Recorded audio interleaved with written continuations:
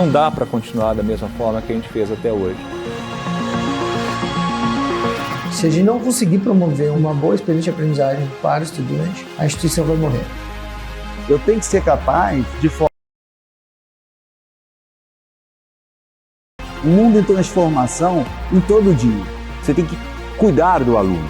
Já temos instituições que já se diferenciam, que já despontam com alguns modelos, mas eu acho que a educação brasileira ainda precisa caminhar e pensar em inovar nesse processo de aprendizagem.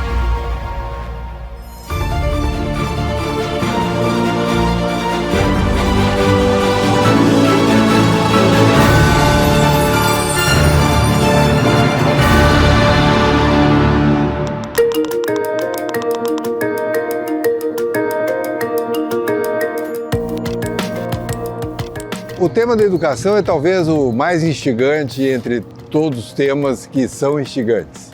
Mas educação, assim como outras áreas de atividade humana, ela foi muito impregnada pela transformação radical que a sociedade mundial teve a partir do advento da importância, da relevância das tecnologias digitais. Nós, escola, nós, educadores, conseguimos fazer isso com muita competência. O que nós sabíamos fazer? Transmitir informação. O século XXI é um século novo, é um século que caminha muito rapidamente para a informação / conhecimento estar totalmente acessível, instantâneo e basicamente gratuito. Qual é a consequência disso? Se nós agora olharmos para trás e, ainda que erroneamente, limitarmos o papel da escola e dos educadores a transmitir conhecimento, esse papel é inócuo, porque vivemos gradativamente uma sociedade onde a informação, o conhecimento está amplamente disponível. El problema profundo de la educación es un cambio cultural, una concepción distinta, un cambio en el paradigma de lo que es la enseñanza y el aprendizaje. Y el problema es que la manera en que miramos estos cambios, utilizando miradas anteriores. Estoy intentando interpretar los cambios a partir de mi mirada. Lo que sí que me preocupa es no sé hasta qué punto esta crisis sobre lo que enseñamos pueda realmente representar un cambio en la manera de hacer. What the pandemic really did was it made us completely rethink what our educational practices are. In particular, what technologies do we use? What technologies do the students have? How can we work together? How can we share ideas? How can we use best practices that people that we never might have talked to before? So the biggest impact at MIT was to create a community of educators in a research university, which didn't really exist before, where suddenly people realized how important it was to discuss and work with other of their faculty and their teaching teams to improve education. Nós não nos dedicamos muito a desenhar os nossos projetos, a pensar sobre os nossos projetos, a ler sobre aprendizagem, formas de engajamento. Eu sempre encarei, desde o primeiro momento em que eu dei aulas, a docência como uma arte e não como uma ciência exata, onde me indicavam exatamente como é que eu tinha que proceder para conseguir ser um bom professor. Educar es empatía y es comunicación. Y no estamos preparados para ello. Por lo tanto, va a haber algunos profesores que esto les va a ser fáciles, porque están escuchando al alumno. Porque cuando están enseñando no están pensando en lo que enseño, sino están pensando en lo que estás aprendiendo. Y por lo tanto, si yo estoy pensando en lo que estoy aprendiendo, me estoy poniendo en lugar del alumno y voy a conocer cuáles son sus ideas, sus intereses, suas motivações. A gente tem que repensar um pouquinho a maneira como que a gente fala com os alunos, sabe? Com essa galera nova que está vindo, que ela é ávida por velocidade da informação e ela quer muito mais mão na massa. Recentemente conheci o reitor Paul LeBlanc e a instituição saiu de 2.900 alunos para 167 mil estudantes. E ele coloca no livro Students First que ele se tornou um especialista em ciência da aprendizagem. Quantos reitores nós temos que são especialistas em aprendizagem ou que leem sobre engajamento? Nós muitas vezes nos preocupamos com a técnica né? Mas não nos dedicamos a pensar, né, em questões cognitivas, de como o aluno aprende, e que não basta a técnica pela técnica, né? Você tem que cuidar do emocional. Porque a educação que nós queremos construir de qualidade tem que ser uma educação, independentemente do ambiente, uma educação de presencialidades. E, portanto, nós começamos a questionar o que é isto das presencialidades. Presencialidade é sinónimo apenas de estar na geografia física, no território físico, ou a presencialidade pode ser uma presencialidade cognitiva que é construída em rede, ou pode ser uma presencialidade social como esta que nós estamos a ter aqui, em que estamos a comunicar, em que temos atores, onde temos, digamos assim, este elemento do ator humano que está em comunicação e que é feita uma mediação através da rede, mas não deixa de ser uma presencialidade social e não deixa de ser uma presencialidade cognitiva, porque nós estamos a trocar ideias, nós estamos a trocar informações e estamos a tentar construir de uma forma colaborativa conhecimento. Portanto, isto é presencialidade e isto é que é fundamental perceber que efetivamente a diferença e a qualidade de um processo não está nesta dimensão da educação à distância ou na modalidade da educação à distância, nem está na modalidade da educação presencial, está sobretudo naquilo que são as pedagogias e as metodologias escolhidas pelos atores que estão envolvidos, atores humanos e não humanos, portanto as tecnologias e as pedagogias que nós desenvolvemos no próprio processo educativo, e isso claramente é que é um fator essencial. Portanto, as presencialidades, que é até um conceito já trabalhado há alguns anos, sobretudo através de um framework que foi desenvolvido por investigadores no Canadá, que fala-nos destas presencialidades cognitiva, social, do professor, é que é fundamental, porque nós podemos ter um aluno presencialmente dentro de uma sala de aula de tijolo e de argamassa, e aquilo que é o seu pensamento estar muito distante. E, portanto, se nós tivermos um distanciamento entre o professor e aquilo que são os receptores ou o emissor e o receptor num processo comunicacional, a presencialidade não existe. Trazer significado para a aprendizagem desse aluno, ou seja, propor situações no qual ele se sinta desafiado a ponto de gerar memória e emoção em relação ao que ele vai aprender. Sempre digo, quando viajamos, guardamos memórias inesquecíveis. Ensino emocional não tem aprendizagem, não precisa ser chato para ser sério, e precisa conversar e se conectar, do seu ponto de vista de linguagem, de entrega, com o público. Antes da gente já sair pensando qual é o formato do objeto de aprendizagem que a gente vai colocar ali, a gente está pensando como é que esse usuário está raciocinando, como é que vai ser o melhor para ele entender e absorver isso. E aí a gente monta essa ideia de playlist e vai tentando ajudá-lo ao longo do caminho. As instituições de ensino entendem que entregam um aluno pronto para o mercado de trabalho. E o mercado de trabalho nos diz exatamente o oposto, que esse aluno que chega lá na ponta não está preparado para atuar, né, com suas competências e habilidades. A experiência de aprendizagem tem que partir dessa reflexão. A instituição de ensino não olhar para a experiência de aprendizagem, ela vai acabar perdendo seus alunos. Não tem como ela hoje sobreviver sem que ela pense na melhor forma de transmitir os seus conhecimentos. Hoje a gente precisa olhar para o que o aluno quer, para o que o mercado está demandando. Tem uma mudança de perfil de demanda que é nativa digital, né, que favorece o processo de ensino e aprendizagem usando-se tecnologia. Mas para mim hoje ela é muito mais, talvez, atende uma necessidade muito mais básica, que é transformar o acesso à educação em algo que caiba dentro do perfil que hoje a gente tem disponível para ingresso dentro do segmento particular. A ideia de que utilizar a tecnologia em si, ou o digital em si, não traz qualidade ao processo educativo, nem o próprio tijolo, como eu estava a dizer, o tijolo e a argamassa traz qualidade, nem a rede digital traz qualidade. Tudo o que traz qualidade tem exatamente a ver com a estruturação daquilo que pode ser um modelo pedagógico ou aquilo que são pedagogias emergentes, metodologias emergentes que nós articulamos e vamos à procura das tecnologias responsivas àquilo que nós queremos desenvolver do ponto de vista pedagógico. Modelo que eu acredito, que eu vejo acontecendo na educação, currículos que começam a serem trabalhados de maneira mais inovadora, com a inserção de tecnologia, então proporcionando um modelo híbrido de aprendizagem. Eu acredito muito nisso. Eu acredito que quando a gente trabalha um modelo híbrido, usando a tecnologia como suporte de aprendizagem, usando um potencial do aluno trabalhar em grupo, então focar no trabalho colaborativo.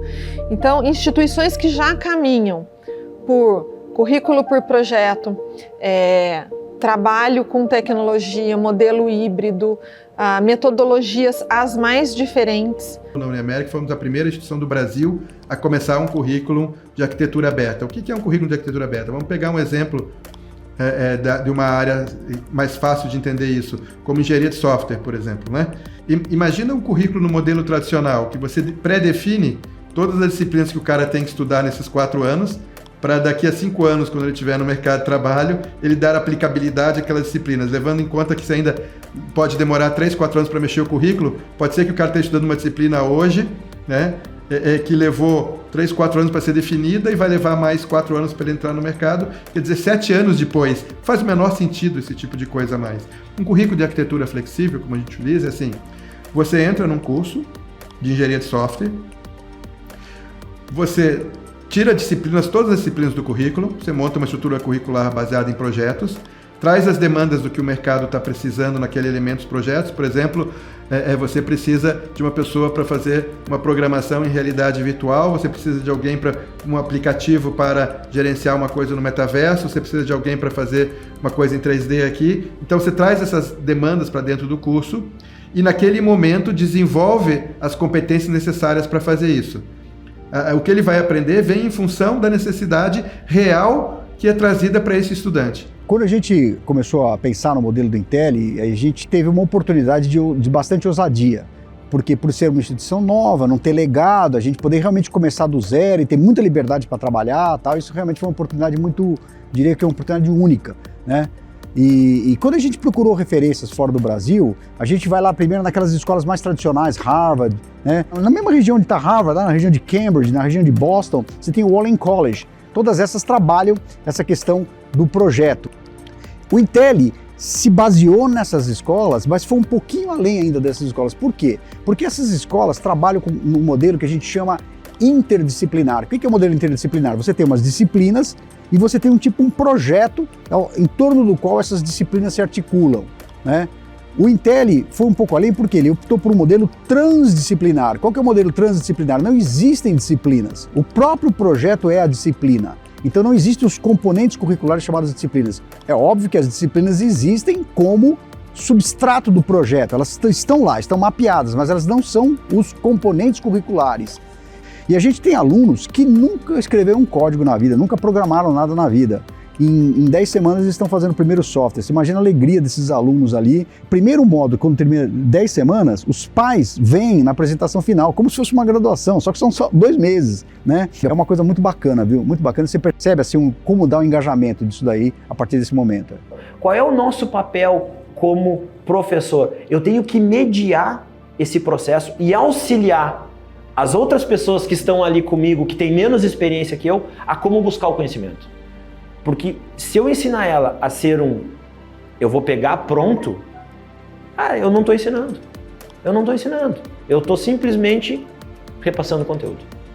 The more that we curate content and help people put it into scopes and sequence and align it to different ways of learning and objectives that we have for learning, I think the more we empower schools and students themselves, frankly, to be able to learn in the ways that make sense for them with their goals at the heart of it, and to do so quickly. How we help our young people be critical thinkers, how we help them navigate their way through the internet so they're not just drawn to the same sites that reinforce their prejudices, how they can start to feel they're not victims of what is going on around them, but they're participants who can really make a difference, and through their learning feel that they have a voice that can have an impact on the world around them now and in the future. Dos aspectos da curadoria é excluir, é eliminar, e talvez uma das essências desse professor atual é eliminar um pouco de excesso de informação que esses alunos acabam trazendo. Eu lembro na pandemia, que minha filha estava no ensino médio, né, e tinha que assistir as aulas remotas da escola, ela ficava com o computador na outra tela, assistindo aulas de um preparatório para o Enem, né, e ficava plugado na escola dela só para não levar falta. Para captar a atenção dos alunos e se conectar com esse aluno que também é curador e que escolhe o tipo de conteúdo que melhor ele aprende, o professor ele precisa também considerar isso no momento de montar a sua trilha de aprendizagem. Ele precisa apostar numa diversidade de objetos de aprendizagem que contemplem as diferentes formas de aprender.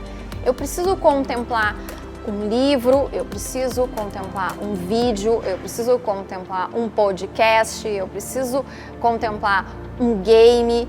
Então, pensando nessa entrega, nesse tipo de conteúdo, é importante que o professor perceba o potencial desses formatos de conteúdo diferentes para a experiência de aprendizagem desse aluno. O professor que está fazendo isso, ele vai fazer essa curadoria de conteúdo do ponto de vista do conteúdo e das formas com que esse conteúdo chega para ele, tá? Nos diversos níveis. Então esse é um trabalho fundamental da personalização da educação e da centralidade da educação no estudante.